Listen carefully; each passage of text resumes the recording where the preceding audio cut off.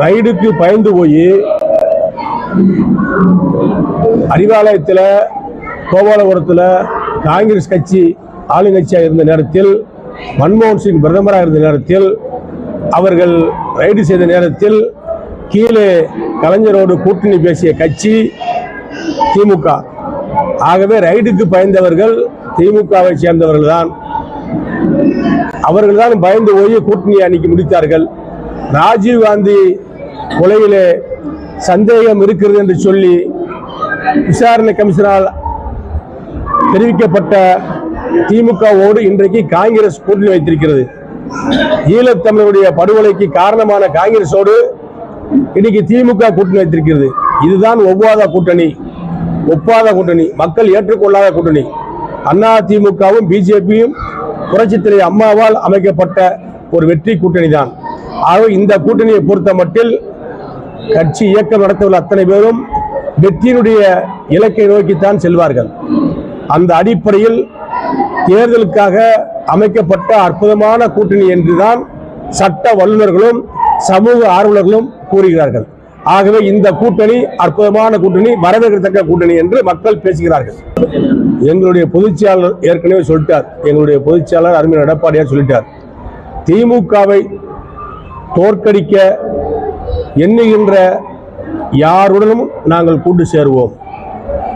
நாட்டு மக்களுக்காக நல்ல எண்ணத்தோடு சுபிட்சமாக தமிழ்நாட்டு மக்கள் வாழ வேண்டும், எல்லா வளமும் பெற வேண்டும் என்று எண்ணுகின்ற தமிழகத்திற்காக உழைக்கின்ற கட்சிகளோடு, திமுக இருக்கின்ற கட்சிகளோடு கூட்டணி அமைப்போம் என்று எங்களுடைய பொதுச்செயலாளர் எடப்பாடியார் சொல்லியிருக்கின்றார். அவர்தான் இந்த கூட்டணிக்கு தலைமை, எடப்பாடியார் தான். இதை மத்திய உள்துறை அமைச்சர் அமித்ஷா அவர்களே கூறிவிட்டார். ஆக எடப்பாடியார் சம்பந்தமான முடிவுகளை அவர்தான் எடுப்பார், அவர்தான் அறிவிப்பார். அண்ணன் வைகோ அவர்கள் ஒரு ஈழ போராளி, தமிழ் இனத்தின் மீது பற்று கொண்டவர். அவர் எந்த காலத்திலும் நான் திமுகவுடன் கூட்டணி வைக்க மாட்டேன் என்று சொன்னவர். ஈழத்திலே 3 லட்சம் ஈழத் தமிழருடைய படுகொலைக்கு காரணமான காங்கிரஸோடும் திமுகவோடும் ஒரு காலம் நான் கூட்டணி வைக்க மாட்டேன், அதை என் சவம் கூட ஏற்றுக்கொள்ளாது என்று சொன்னார் அண்ணன் வைகோ. இன்றைக்கு அவர் அங்கே வைத்திருப்பதுதான் சந்தர்ப்பவாத கூட்டணி. அண்ணா திமுக எங்களுடைய பொதுச்செயலாளர் எடப்பாடியார் இது போன்ற கடுமையான வார்த்தைகளை எந்த அரசியல் கட்சிகள் மீதும் சுமத்தவில்லை. யார் மீது கூட்டணி சம்பந்தமாக இப்படி ஒரு அழுத்தமான விஷயங்களை சொன்னதும் கிடையாது. எங்களுடைய பொதுச்செயலாளர் அமைத்திருக்கின்ற கூட்டணி ஒரு வெற்றி கூட்டணி.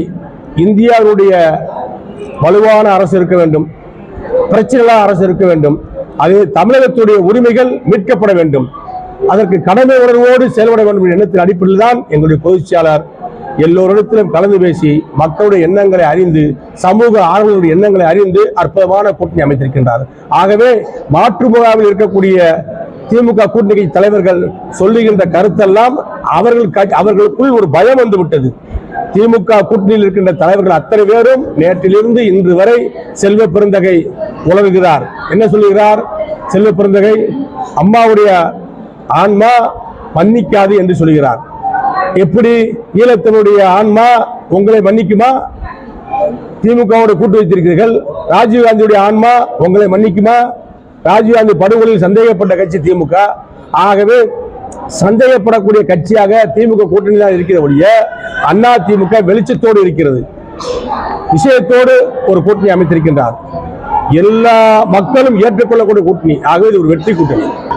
அவங்க எங்களுடைய சகோதரி தேமுதிகவுடைய நிறுவன தலைவர் பொதுச்செயலாளர் சகோதரி பிரேமலதா விஜயகாந்த் அவர்கள், அவர் எப்போதுமே தன்னுடைய கருத்துக்களை சுதந்திரமாக சொல்லக்கூடியவர். அவர் அதிமுக கூட்டணி இல்லை என்று சொல்லவில்லை. தேர்தல் நேரத்தில் தான் கூட்டணி அறிவிப்போம். இன்றைக்கு அதிமுக பாரதிய ஜனதா கூட்டணி உறுதி செய்யப்பட்டிருக்கிறது. அடுத்து ஒவ்வொரு கட்சிகளும் அதிமுக தலைமையோடு எடப்பாடியோடு பேசி முடிவெடுத்து அறிவிப்பார்கள். அதற்கு தேர்தல் கால அவகாசம் இருக்கிறது. ஆகவே பொறுத்திருந்து அந்த கூட்டணிகள் வரும், பலமான கூட்டணி அமையும். நிறைய கட்சிகள் வரக்கூடிய வாய்ப்பு இருக்கிறது. இன்னும் நெருங்க மாதம் ஒரு கட்சி சேர்ந்துட்டு இருக்கும், ஒரு மாதத்திற்கு ஒரு கட்சி 2 கட்சி சேர்ந்துட்டு இருக்கும். நீங்கள் எதிர்பாராத திருப்பம் எல்லாம் வரும். அதையெல்லாம் செய்து முடிக்கக்கூடிய இடத்தில் மாமனிதராக இருக்கக்கூடிய எடப்பாடியார் செய்து முடிப்பார். புரட்சித் தலைவர் எம்ஜிஆர் மீதும் புரட்சித் தலைவர் அம்மாவுடைய கொள்கைகள் அடிப்படையில் தான் தமிழகத்துடைய ஆட்சி அமைப்போம், எடப்பாடியார் இந்த கூட்டணிக்கு தலைமை தாங்குவார் என்று பிஜேபி அறிவித்திருக்கின்றது. ஆகவே அனைத்து அண்ணாதிராவிட முன்னேற்ற கழக தொண்டர்களால் ஏற்றுக்கொள்ளப்பட்ட கூட்டணி தான். இதுல மாறுபட்ட கருத்து கிடையாது. அதுதான் அவரு பாரதிய ஜனதாவுடைய தலைவர்கள் ஒருவரான உள்துறை அமைச்சர் ஹோம் மினிஸ்டர் அமித்ஷா அவர்களே சொல்லிட்டாங்களே, சித்திரை ஓட்டல வச்சு கூட்டியை சொன்னாங்க. நேரா எங்களுடைய பொதுச் செயலர் எடப்பாடியுடைய வீட்டுக்கு நேரா போனாங்க. நீங்க எடப்பாடி வலுவா இருக்கிறார், எடுத்த முடிவில் திறமையாக இருக்கிறார், சொன்ன வார்த்தைகள் உறுதியாக இருக்கிறார் என்று தெரிந்ததனால்தான் பிஜேபி அரசாங்கம் இவரை நம்பலாம், இவரை நம்பி களத்தில் நிற்கலாம் என்ற ஒரு முடிவோடு தான் இன்றைக்கு எங்களோடு பேசி ஒரு நல்ல ஒரு முடிவை எடுத்து இணக்கமான ஒரு சூழ்நிலையில் இன்றைக்கு தேர்தல் கூட்டணியை நேற்று அறிவித்திருக்கிறார்கள். நேற்றைய தினம் ஒரு அற்புதமான நாள், பங்குனி உத்திரம், மகாலட்சுமி திருமண நாள், இன்றைக்கு பௌர்ணமி. இன்றைக்கு தான் அவருடைய ஆதரவு நிறைய வருகிறது. இந்த கூட்டணிக்கு எதிர்ப்பு என்பது இருக்கத்தான் செய்யும், எதிர்ப்பு என்பது எந்த இயக்கத்துக்கு இருக்கத்தான் செய்யும். இன்றைக்கு எதிர்ப்பு தெரிவிக்கின்ற கட்சிகளுடைய நிலைமைகளை பார்க்க வேண்டும்.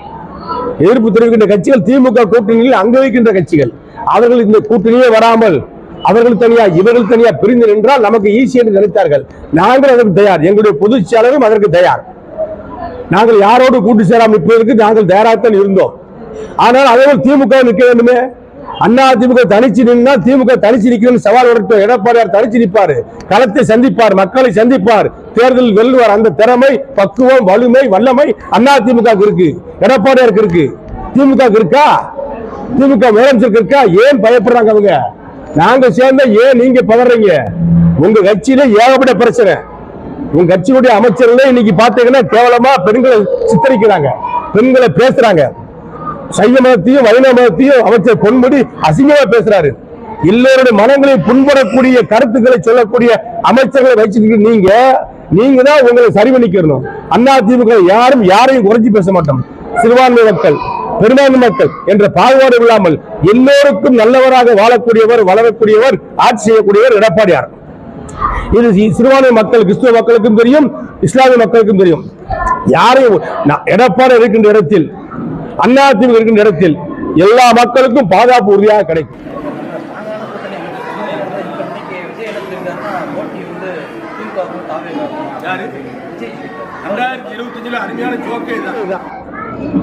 அண்ணா திமுக திமுக தான் போட்டி. இவெல்லாம் நான் தான் சொல்லக்கூடாது. களத்திலே கிடையாது, அவங்க களத்திலையும் கிடையாது, இனத்திலையும் கிடையாது, எங்களையும் கிடையாது. களத்தில் நிக்கிறது அண்ணா திமுக கூட்டணியா திமுக கூட்டணியா? வெல்ல போவது யாரு? அங்க நிக்கிறது மதம் கொண்ட யானை. அண்ணா திமுக எடப்பாடி பின்னாடி சினம் கொண்ட சிங்கமாக எடப்பாடி நிற்கிறார். சினம் கொண்ட சிங்கத்தோடு தோற்று ஓடும் மதம் கொண்ட யானை. இதுதான் வரலாறு படைக்கும். அண்ணா திமுக வெல்லும், ஆட்சி அமைக்கும், எடப்பாடி முதலமைச்சர் ஆவார். ஆக எல்லா வழியிலும் பாதிக்கப்படுகின்ற மக்களை பாதுகாக்கின்ற தலைவர் பொதுச்செயலாளர் எடப்பாடியார் தான். அவர் தான் முதலமைச்சராக வர வேண்டும். சட்டமன்றத்தில் இன்னைக்கு கதாநாயகனாக இருக்கிறார். திமுக ஆட்சியை இனிமே நீங்கள் பிடிச்சு தாங்க முடியாது. அது கவிழ்கின்ற கப்பல், மூழ்கின்ற கப்பல், முடிந்து போன கப்பல். ஆகவே அதை இனிமேல் செய்ய முடியாது. அண்ணா திமுக இன்னைக்கு பெருநடையோடு எடப்பாடியார் தலைமையில் அருமையான கூட்டணி அமைத்து வெற்றி நடை கூடுகிறது. இந்த கப்பல் கரை சேரும். இதுல ஏறுறவங்க ஏறிக்க வேண்டியதான். அது மாதிரி நேரா போய் சென்னை துறைமுகத்தில் நிக்க போய் கோட்டைக்கு போயிட்டு இருக்க வேண்டியதான். அது எல்லா கட்சியிலும் சின்ன சின்ன பிரச்சனை இருக்கும். அதை ஐயா ராமதாஸ் சார் சரி செஞ்சிருவார். அது ஒன்றும் பெரிய பிரச்சனை. பாமக என்ன பெரிய பிரச்சனை? ஏற்கனவே பிரச்சனை வந்துச்சு 2 மாதத்துக்கு முன்னாடி, சரி இல்லையா? இதான் சரி பண்ணிடுவார். இன்றைக்கு இருக்கின்ற சூழ்நிலையெல்லாம் கருத்தில் கொண்டு அவர் எடுத்திருக்கின்ற முடிவு சரியான முடிவு என்பது சிறுபான்மை மக்களுக்கும் தெரியும், இயக்கம் நடத்துகின்ற சிறுபான்மை தலைவர்களுக்கும் தெரியும். ஆகவே அவர்கள் சில கட்டுப்பாட்டுக்குள் வாழ்கின்ற காரணத்தினால் அவர்கள் சில அறிக்கையில் விடலாம். அதற்காக அந்த ஓட்டுகள் எல்லாம் எங்களை மீறி போய்விடும், எங்களுக்கு வராது என்ற அர்த்தம் அல்ல. எங்களுக்கும் வரும், எங்களுக்கும் சிறுபான்மை ஓட்டுகள் உறுதியாக விழும், வரும். அதுல என்ன சந்தேகம் கிடையாது. ஏனென்று சொன்னால் அவர்களை நம்பி திமுகவை நம்பி அவர்கள் கெட்டவர்கள். அண்ணா திமுகவை நம்பி சிறுபான்மை மக்கள் கெட்டதாக வரலாறே கிடையாது. எடப்பாடியாரை நம்புகிறார்கள். நிச்சயமாக அவர்களுக்கு துணையாக, பலமாக, பக்க துணையாக அவர் இருப்பார். ஆகவே எங்களுக்கு சிறுபான்மை மக்களுடைய ஓட்டுகள் உறுதியாக விழும். மறக்காம சர்ப்ரைஸ் பண்ணுங்க. தேங்க்யூ.